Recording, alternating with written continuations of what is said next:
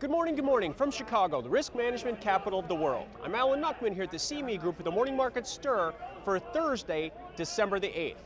Boom goes the dynamite. Market melt-up continues, big burst after taking out the highs from last week yesterday.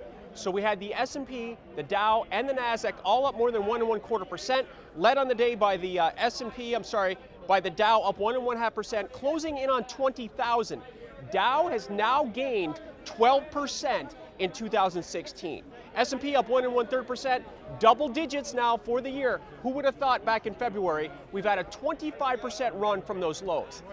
Lastly, we've got the Nasdaq starting to play ball just a bit. It's up about 5.5%, so half of the other stock indexes, but back above the 4,800 level, which is an important price pivot in the NDX. Crude oil held around $50 yesterday.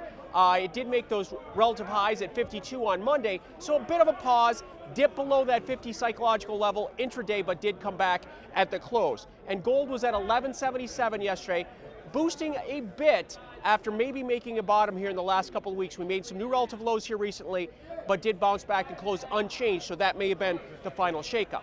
So, after the record run yesterday, where do things stand here on Thursday morning? We're a bit positive in the stock indexes, up about 4 in the S&P right now, up 40 in the Dow futures, and up 10 in that lagging Nasdaq.